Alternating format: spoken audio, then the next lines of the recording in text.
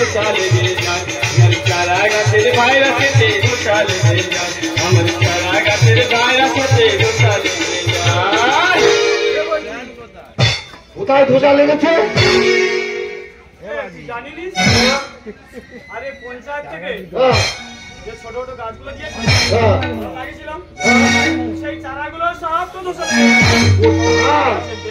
সিসার জল উঠারে না তো ফল এই দিয়ে সিসার জল উঠারে না তো ফল এই যৌবন আমার যায় শুকিয়ে পোড়া ফল এই যৌবন আমার যায় শুকিয়ে পোড়া ফল ফুল ফুল দেখে আমার ফুল ফুল দেখে আমার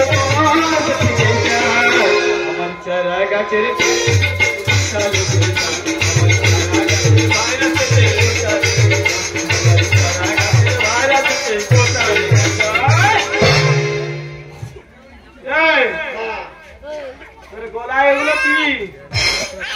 তুমি জানো নাই এগুলো তো ভ্যাকসিন ভ্যাকসিন মুরগির ওষুধ।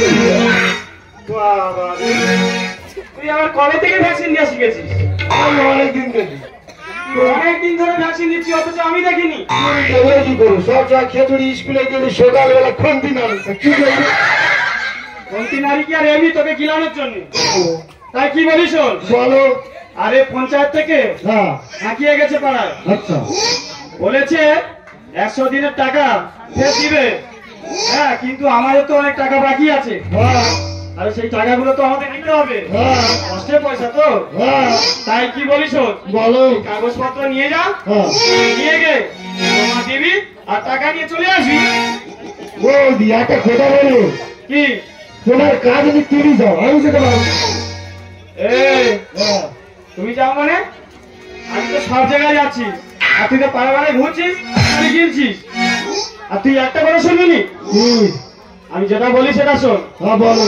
আমার কিন্তু দেরি হয়ে যাচ্ছে স্কুলে রান্না করতে হবে এই কাগজপত্র নিয়ে তুই চলে যা।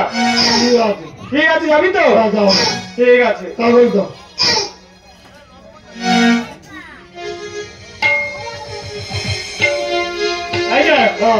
এই যে কাগজপত্র